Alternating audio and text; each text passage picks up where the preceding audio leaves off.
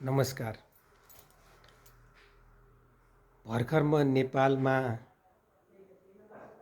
खेलौनाको सुरक्षा सम्बन्धी तयार गरिएको एउटा सचेतीकरण पुस्तिका जुन कि नेपाल हस्तकला महासङ्घ र युनिसेफ साउथ एसियाको संयुक्त प्रयासमा तयार गरिएको छ र जसको तयारीको प्रक्रियामा म पनि सहभागी भएका थिएँ। यस विषयमा एउटा भिडियो तयार गर्न, एउटा मिडिया कन्टेन्ट तयार गर्न एउटा मिडिया सेन्टरमा गएको थिएँ र त्यहाँ यो विषयमा धेरै कुराकानी भयो। फर्केर आउँदा यस विषयमा केही कुरा म आफै पनि सुरक्षित गरेर राखौँ भनेर यो भिडियो तयार गर्न बसेको छु। खेलौनाको कुरा गर्दाखेरि म यसलाई दुई तीन पक्षले कुरालाई अगाडि बढाउन चाहन्छु। एक त यो खेलौनामा स्वास्थ्य र सुरक्षाको दृष्टिले के कस्ता किसिमका हानि हुन सक्छन्, खेलौना कतिको आवश्यक छ र यी हानि र यस्ता सुरक्षाका जोखिमबाट बालबालिकाहरूलाई जोगाउन के स्तरमा कस्ता प्रयास गर्न सकिन्छ र अन्तर्राष्ट्रिय रूपमा यस विषयमा के कस्ता प्रयास गरिएका छन्। चर्चा अलि लामो होला, तर यो विषयमा चाहिँ म धेरै विस्तृत होइन, संक्षेपमै केही कुरा राख्न चाहन्छु।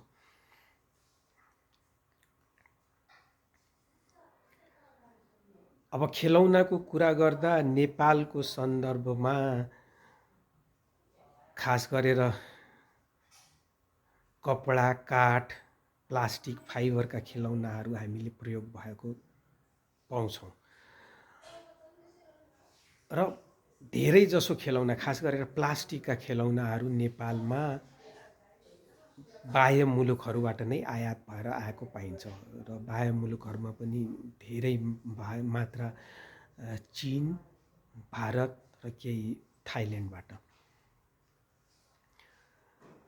खेलौना आवश्यक छ बालबालिकाको लागि, यसमा त चर्चा गर्नै पर्दैन। बालबालिकाको विकासको लागि हरेक स्तरमा मानसिक विकास, शारीरिक विकास, हरेक किसिमको विकास बालबालिकाहरूलाई जस्तो अङ्क ज्ञान नै गराउनु पर्यो, अक्षर ज्ञान गराउनु पर्यो, रङ्गको ज्ञान गराउनु पर्यो। धेरै धेरै स्तरमा खेलौनाहरूको एक तरिकाले यो आवश्यकता नै भनौँ र यसको मल्टिपल इफेक्टमा बालबालिकाहरूलाई फाइदा भएको धेरै अध्ययनहरूले पनि देखाएका छन्। त्यस विषयमा नजाउँ हामी। भने खेलौनासँग जोडिएका हानि भनौँ या खतरा या जोखिम भनौँ के हुन सक्छन्, यस विषयमा प्रवेश गर्न म अलिकता खेलौना मात्रकै लागि अन्तर्राष्ट्रिय गुणस्तर संस्था आइसोले एउटा फरक हामीलाई सबैलाई थाहा छ, गुणस्तर संस्था आइसोले प्रोजेक्टको लेभलमा गएर काम गर्ने गर्छ। कुनै विषयगत प्रोजेक्ट खडा गरेर त्यसका लागि प्राविधिक समिति अर्थात् टेक्निकल कमिटी खडा गरेर त्यसको स्तरमा काम गर्छ। आइसोमा एउटा TC 181 को नाममा सेफ्टी अफ टोयज भनेर खेलौना मात्रको सुरक्षाका लागि एउटा फरक प्रोजेक्ट र भनौँ अथवा टेक्निकल कमिटी नै छ तयार गरिएको भनौँ। यस विषयले पनि यो एउटा संवेदनशील विषय हो, यसमा संसारको चासो छ र यो हामी सबैले विचार गर्नुपर्ने विषय हो भनेर स्पष्ट पार्दछ। अब आइसोको कुरा गर्दा टेक्निकल कमिटी 181ले अहिलेसम्म बनाएको गुणस्तरको कुरा गर्ने हो भने एउटै नम्बरको गुणस्तरको 11वटा भाग गरेर र त्यसको पटक पटक गरिएको 5वटा एमेन्डमेन्ट गरेर जम्मा 16 पटक इन्टरनेसनल स्ट्यान्डर्ड पब्लिस गरेको हामीले पाउँछौँ। र यस टेक्निकल कमिटीमा गुणस्तर नै तयार गर्नेमा सदस्य को छन् भनेर हेर्दाखेरि संसारको भूगोलमा सबै ठाउँमा छरिरहेका देशहरू छन्, विकसित देशहरू छन्, विकासोन्मुख देशहरू छन् र अल्प विकसित देशहरू पनि छन्। दक्षिण एसियाबाट श्रीलङ्का त यसको पार्टिसिपेटिङ मेम्बर नै छ, जसले ड्राफ्ट तयारीमै आफ्नो भूमिका खेल्ने गरेको छ र हाम्रो दक्षिणतिरको भारत चाहिँ यसमा एउटा अब्जर्भिङ मेम्बरको रूपमा रहेको छ। सबैतिरको यसमा सहभागिता छ।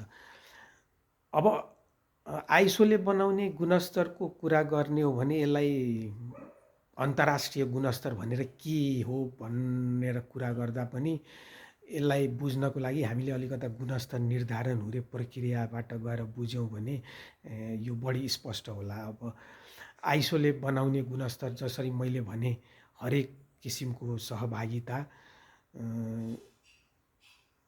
बाट तयार गरिएको वैज्ञानिक अध्ययन अनुसन्धान भनौँ, स्थापित तथ्यहरू भनौँ, सत्य भनौँ, अनुभवका आधारमा तयार गरिएको एउटा डकुमेन्ट गुणस्तर हुने गरेको छ। र यसको मेन पक्ष, मुख्य पक्ष के छ भने जुन प्रक्रिया छ यो गुणस्तर निर्धारण गर्ने, त्यसअनुसार बहुसङ्ख्यक राष्ट्रहरू त्यस गुणस्तरमा सहमत भएका हुन्छन् र एकमत नै नभए पनि उल्लेखनीय रूपमा कसैको विरोध भएको हुँदैन यसमा।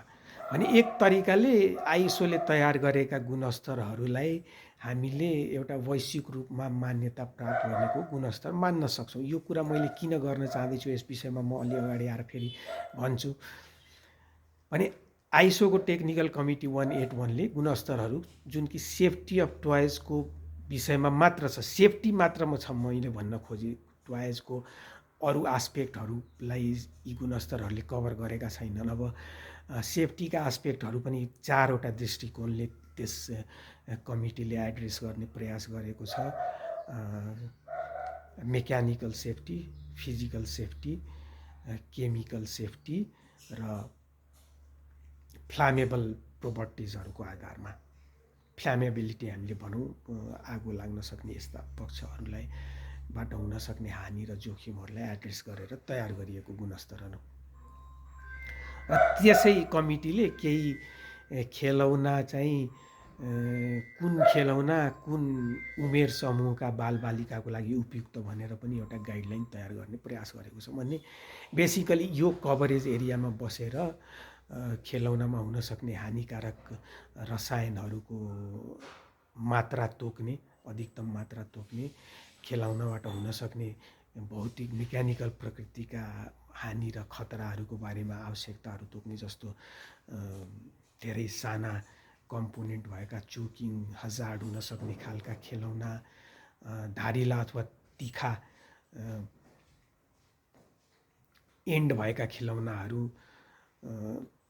यस्ता विषयहरूमा चाहिँ आइसोले गुणस्तर तयार गरेको छ। अब जसरी मैले भने एक खेलौनाको सबभन्दा उल्लेखनीय पक्ष के छ भने यसका युजर भनेको धेरै साना उमेरका बालबालिका हुन्छन्, जसको विकासको लागि यो खेलौना टार्गेट गरिएको हुन्छ, मनोरञ्जनको लागि टार्गेट गरिएको हुन्छ।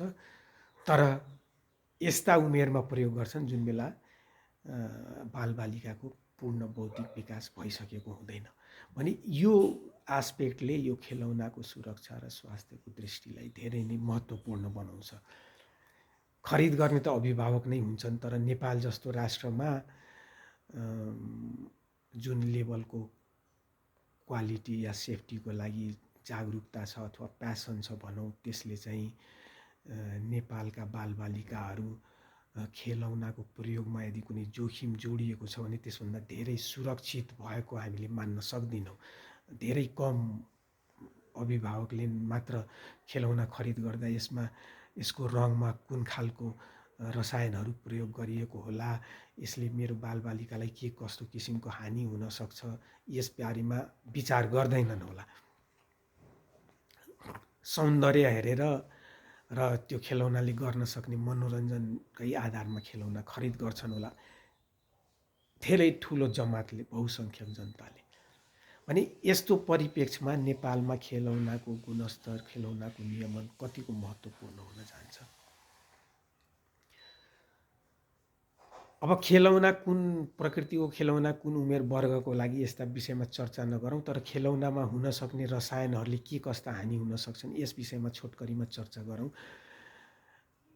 यो वैज्ञानिक रूपमै अध्ययनबाट स्थापित तथ्यहरू हो। खेलौनामा धेरै प्रकृतिका हेभी मेटलहरू, लेड, मर्करी, क्याडमियमहरू पाइने पाइएका छन्। अब खेलौना उत्पादनका क्रममा प्रयोग गरिने रङहरूको प्रयोगले होला र या अन्य पदार्थहरूको प्रयोगले होला, खेलौनामा केही जस्तो उत्पादकले फ्लेम रिटार्डेन्ट, फ्ल्यामेबिलिटीको आवश्यकता पुरा गर्न फ्लेम रिटार्डेन्टहरू प्रयोग गर्छन्, जसको मात्रा बढी हुन गएमा हानिकारक र धेरै बढी हुन गएमा घातक स्तरमै पुग्ने हुन्छ। यसमा जस्तो अक्टा बिडी भनिन्छ, डेका बिडी भनिन्छ, ब्रोमो डाइफिनाइल इथरहरू।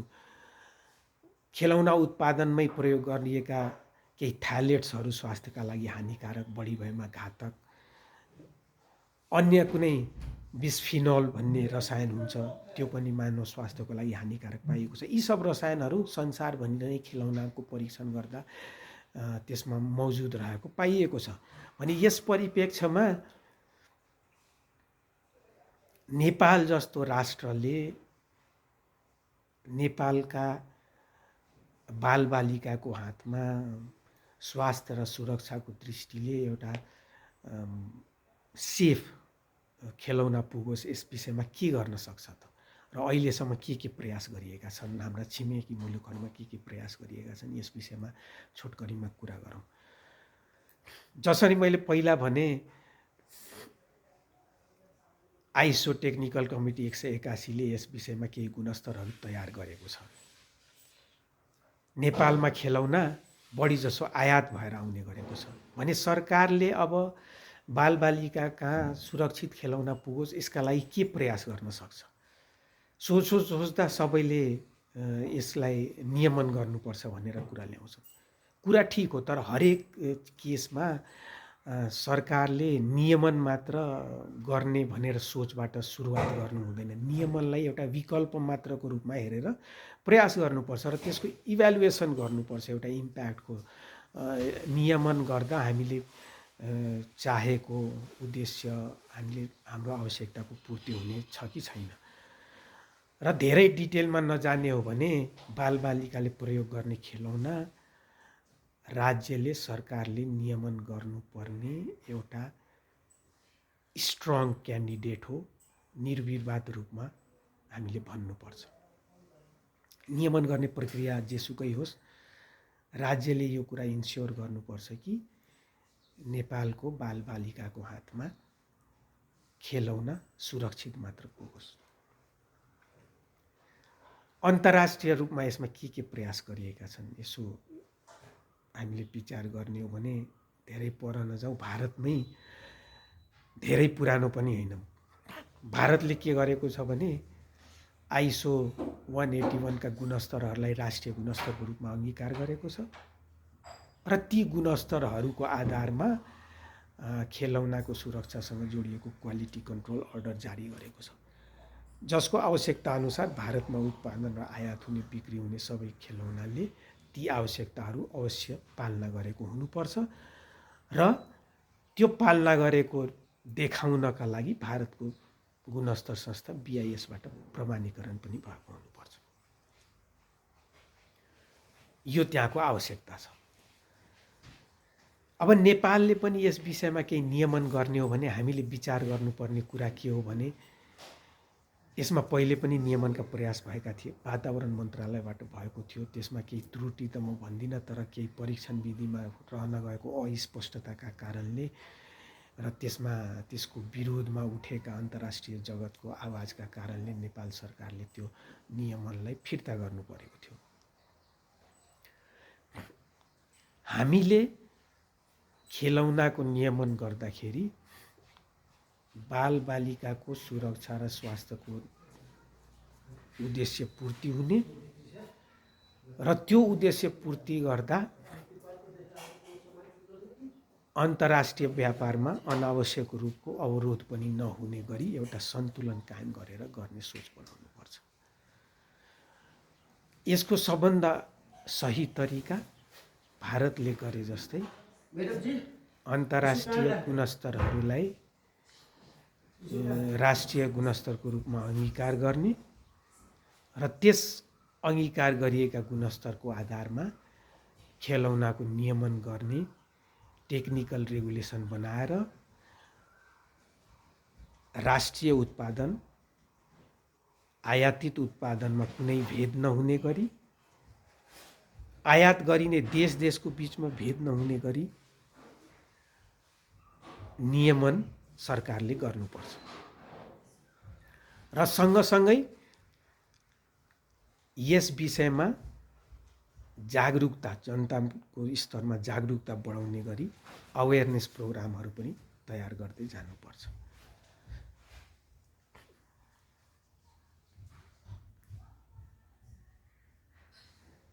यो जुन एउटा सानो प्रयास गरिएको छ अहिले सचेतीकरण पुस्तिका बनाइने, त्यसमा युनिसेफ साउथ एसियाको पनि भूमिका रहेको छ, जसको प्राइमरी काम नै बालबालिकाको अधिकार, बालबालिकाको स्वास्थ्य, बालबालिकाको सुरक्षासँग जोडिएको रहेको छ। र म आशा गर्दछु कि यो जुन एउटा सुरुवात भएको छ, यस स्तरमा अगाडि गएर धेरै काम हुनेछ। नेपाल गुणस्तर तथा नापतोल विभागमा पनि सेफ्टी अफ टोयजका लागि एउटा प्राविधिक समिति खडा भएको छ, त्यसले पनि यस विषयमा काम गर्नेछ र मान्यता प्राप्त अन्तर्राष्ट्रिय गुणस्तरहरूमा आधारित भई राष्ट्रिय गुणस्तरहरू निर्धारण गर्नेछ, जसका कारणले त्यसमा आधारित भएर नियमन गर्दा त्यो अन्तर्राष्ट्रिय व्यापारको सन्धि सम्झौता र सुझाव अनुरूप रहनेछ। त्यसमा अरूलाई बाधा विरोध हुने छैन र हामीले एउटा सन्तुलित रूपमा यस क्षेत्रको नियमन गर्न सक्नेछौँ, जसले राज्यको यस उद्देश्य कि नेपालका बालबालिकाहरूले सुरक्षित खेलौना प्रयोग गर्न पाउन् भन्ने उद्देश्य हामीले पूर्ति गर्न पाउनेछौँ। नमस्कार।